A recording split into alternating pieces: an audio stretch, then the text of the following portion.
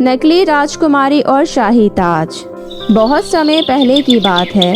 सुंदरवन एक बहुत ही खूबसूरत राज्य था। उसी राज्य में एक साथ दो एक ही जैसी लड़कियों का जन्म हुआ, लेकिन दोनों की किस्मत एक दूसरे से बिल्कुल अलग थी। एक का जन्म शाही महल में हुआ और उसका नाम था राजकुमारी सिंड्रेला। वहीं दूसरी लड़की का जन्म एक बहुत ही गरीब परिवार में हुआ और उसका नाम था रूपसा। सिंड्रेला राजा की इकलौती पुत्री थी, इसलिए उसके पास किसी भी चीज की कोई कमी नहीं थी, ना कपड़े ना भोजन, किसी भी चीज की नहीं।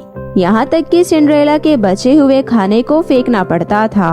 वहीं रूपसा उसी राज्य में अपनी माँ के साथ एक झुग्गी में रहती थी।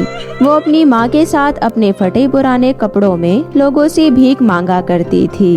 ऐसे ही समय बीतता गया और दोनों लड़कियाँ बड़ी हो गई। हैरानी की बात तो ये थी कि दोनों का ना तो आपस में कोई रिश्ता था और ना ही वो दोनों एक साथ रहते थे। फिर भी दोनों एक दूसरे की तरह दिखते थे, जैसे कि मानो दोनों जुड़वा बहन हो। राजकुमारी सिंड्रेला को महल से बाहर जाने की अनुमति नहीं थी, लेकिन सिंड्रेला का मन महल में नहीं लगता था। वो बाहर घूमना चाहती थी और अपने राज्य के लोगों से मिलना चाहती थी। वो जानना चाहती थी कि आखिर इस महल के बाहर की दुनिया कैसी है, बाहर के लोग कैसे अपना जीवन जीते हैं। कहीं बाहर के लोग मुझसे भी ज्यादा सुखी तो नहीं, मैं ये कैसे पता लगाऊं? वहीं दूसरी तरफ रूपसा ने बचपन से ही गरीबी देखा। कई दिनों तक तो उसे रोटी भी नसीब नहीं होता था। कई बार लोग उसे धक्के देकर भगा दिया करते थे, जिस वजह से रूपसा का स्वभाव बहुत ही बुरा हो गया था। आखिर भाग्य ने मेरे साथ ऐसा क्यों किया? क्यों मुझे इतने गरीब परिवार में जन्म दिया? मेरा जन्म किसी राजा के घर में क्यों नहीं हुआ? मैं तंग आ गई हूँ भिखारी वाली जिंदगी से। एक दिन रूपसा घूमते घूमते शाही महल के पास चली जाती है। अच्छा, तो ये है शाही महल। कितना सुंदर है ये। काश मैं यहाँ एक दिन के लिए रह पाती। तभी एक सिपाही की नजर रूपसा पर जाता है। ए लड़की, तू यहाँ क्या कर रही है? यह जगह तुम जैसे भिखारियों के लिए नहीं है। चल निकल यहाँ से। तभी वहाँ पर राजकुमारी सिंड्रेला आती है। रुक जाओ, ये सब क्या हो रहा है?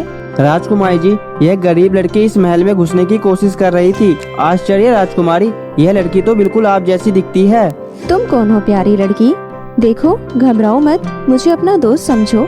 मैं राजकुमारी सिंड्रेला हूँ। तुम कौन हो? मैं रूपसा हूँ। माफ करना राजकुमारी, मैं तो बस यहाँ से गुजर रही थी तो आपकी ये खूबसूरत हवेली देखकर इसे देखने यहाँ आ गई। सिंड्रेला अपने तरह दिखने वाली उस गरीब लड़की को दोस्ती के नाते उसे बात करने के लिए उसे महल में ले आती है। वो सबसे पहले रूपसा का भरपेट स्वादिष्ट भोजन कराती है। धन्यवाद राजकुमारी, जिंदगी में आज पहली बार मैंने इतना स्वादिष्ट और भरपेट खाना खाया है। आपका दिल से शुक्रिया। रूपसा, आज से आप हमारी दोस्त हो और मैं दोस्त के रूप में आपको पाकर बहुत ही खुश हूँ। मेरा कोई भी दोस्त नहीं है। आप बहुत भाग्यशाली हो राजकुमारी। मेरा बचपन से एक ही सपना है कि काश मैं एक दिन के लिए शाही महल में रह पाऊँ। और मेरा सपना है अपने राज्य की सैर करना, वहाँ के लोगों से मिलना, उनके साथ रहना और उनके बारे में जानना। लेकिन अफसोस, मुझे यहाँ से बाहर जाने की अनुमति नहीं है। लेकिन मेरे दिमाग में एक आइडिया है जिससे हम दोनों के सपने पूरे हो सकते हैं। वो कैसे राजकुमारी?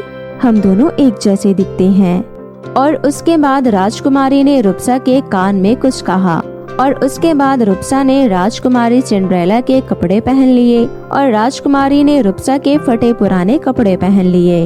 रूपसा मेरी दोस्त, अब से कुछ दिनों तक तुम यहीं आराम से रहना। मैं कुछ दिनों बाद वापस तुमसे मिलती हूँ।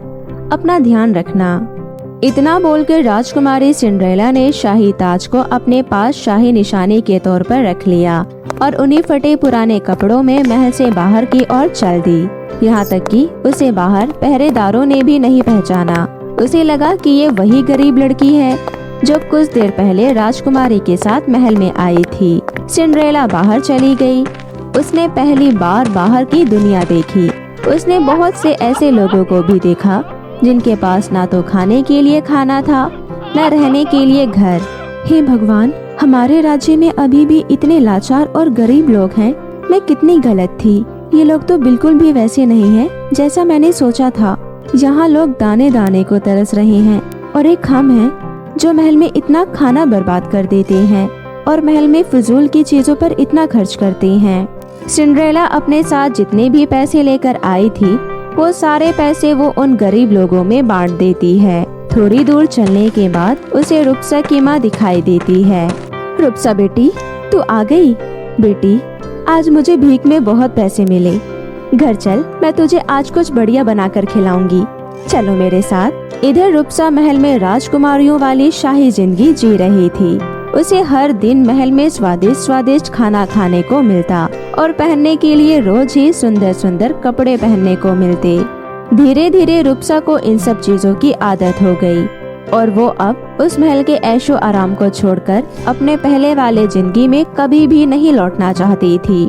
मैं अब किसी भी हाल में इस महल से वापस नहीं जाना चाहती। लेकिन अगर सिंड्रेला यहाँ वापस आ गई फिर क्या होगा? शाही ताज आज भी उसके पास है। मुझे कैसे भी करके उस शाही ताज को सिंड्रेला से चुराना होगा। ये सोचकर रुपसा अपने एक चोर दोस्त को ये काम करने के लिए बोलती है। तुम्हें मेरे लिए एक काम करना होगा, मैं तुम्हें इसके लिए मुंह मांगी रकम दूंगी। चोर रुपसा की बात मानकर सिंड्रेला को ढूंढने लगती है। तभी उसकी नजर रोड के किनारे चल रही सिंड्रेला पर जाती है। वो जानबूझकर उससे टकराने का नाटक करती है और धोखे से उसके थैले से शाही ताज चुरा लेती है और उसके थैले में कुछ शाही खजाना डाल देती है। सिपाहियों, जल्दी यहाँ आओ। ये देखो, इस लड़के के थैले में ये शाही खजाना है। ये चोर है। तुम ऐसा क्यों बोल रही हो? तुम ये क्यों कर रही हो? कौन हो तुम और क्या चाहती हो? तभी सिपाही सिंड्रेला के थैले की तलाशी लेता है। दोस्तों, इस लड़की को गिरफ्तार कर लो। इसने वाकई शाही खजाना को चुराने की कोशिश की है। रुक जाओ, मेरे पास अपनी पहचान साबित करने के लिए एक चीज है। कहाँ है? ये नहीं हो सकता। मेरा शाही ताज कहाँ है? पहरेदारों ने सिंड्रेला को गिरफ्तार कर लिया। इधर चोर उस शाही ताज को लेकर रुपसा के पास गई। आपका काम हो गया, अब आप अपना वादा पूरा करें। अवश्य। और फिर रुपसा सिपाहियों से बोलकर चोर को बंदी बनवा देती है। अब से सिर्फ मैं हूँ राजकुमारी सिंड्रेला, मुझे महल से कोई नहीं निकाल सकता। इधर जेल में राजकुमारी सिंड्रेला पहले से ही बंद थी। तभी जेल का दरवाजा खुला और वहाँ पर एक और कैदी आ गई। वो कोई और नहीं बल्कि वही चोर थी जो उससे उसका शाही ताज चुराई थी। तभी एक सिपाही उस चोर को बड़ी ही बेरहमी से मारने लगा। रुक जाओ, तुम्हें इस तरह से किसी को मारने का कोई हक नहीं। सिंड्रेला दौड़कर उस चोर को बचा लेती है। सिपाही थक कर वहाँ से चला जाता है। चोर ने सिंड्रेला का धन्यवाद किया। मुझे माफ कर दे राजकुमारी, मैं आपकी गुनहगार हूँ, पर अब मैं अपने गुनाहों का प्रायश्चित करना चाहती हूँ। चोर ने वो शाही ताज निकाला और सिंड्रेला को सौंप दिया। माफ करना राजकुमारी, ये असली शाही ताज है। मैंने रुपसा को नकली ताज दिया है। मुझे पहले ही शक था कि रुपसा जरूर अपनी बातों से मुकर जाएगी, इसलिए उसे नकली ताज दिया। और फिर उस चोर ने उसे सारी बातें बताई। तो ये बात थी। तुम्हारा बहुत बहुत धन्यवाद। अब मैं सबको अपनी सच्चाई बता पाऊंगी। और फिर अगले ही दिन सिंड्रेला को रानी के पास पेश किया गया। सभी लोग सिंड्रेला को देखकर हैरान थे। ये क्या, मेरी बेटी और ये कैदी दोनों एक जैसी कैसे हो सकती है? माँ, सब कुछ वैसा नहीं है जैसा आप सोच रही हो। मैं आपकी असली राजकुमारी बेटी सिंड्रेला हूँ। जो आपके पास बैठी है वो रुपसा है। वो राजकुमारी नहीं बल्कि एक गरीब भिखारी की बेटी है और मेरे पास इस बात को साबित करने के लिए शाही ताज है। माँ, वो झूठ बोल रही है। शाही ताज तो मेरे पास है। रानी ने जब दोनों ताज को देखा तो पता चला गरीब लड़की के पास जो ताज है वो असली है। ये देखकर रुपसा बोली, माँ, ये एक नंबर की झूठी है। इसने धोखे से मेरे शाही ताज को बदल दिया है। मैं ही आपकी बेटी सिंड्रेला हूँ। इसी तरह दोनों के बीच आपस में बहस होने लगी। दोनों अपने आप को राजकुमारी होने का दावा करने लगी। रानी को समझ नहीं आ रहा था कि आखिर असली राजकुमारी कौन है। ये सब क्या हो रहा है? शांत हो जाओ दोनों। तभी सिंड्रेला बोलती है, माँ, मेरे पास एक उपाय है। मैं सच्चाई का पता लगाने के लिए रुपसा की माँ को महल में बुलाई जाने का अनुमति चाहती हूँ। उनके पास जरूर कोई तो राज होगा जो इस रहस्य से पर्दा उठा सकता है कि असली राजकुमारी कौन है। रानी को उसकी बात सही लगती है और वो रुपसा की माँ को महल में आने का आज्ञा देती है। रुपसा की माँ महल में आती है और बोलती है, महारानी, बचपन में मेरी बेटी के खेलते वक्त पैर में घाव हो गया था। जिसके निशान उसके पैर पर अभी तक बने हुए हैं। और फिर दोनों लड़कियों के पैर चेक किया जाता है।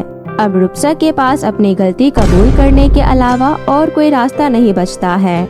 मुझे माफ कर दे राजकुमारी, आपके यहाँ से जाने के बाद मैंने पहली बार अपने जीवन में इतने सुख का अनुभव किया और मैं इस जीवन को छोड़कर वापस से उस नरक वाली जिंदगी में नहीं जाना चाहती थी, इसलिए मैंने ऐसा किया। मुझे माफ कर दो।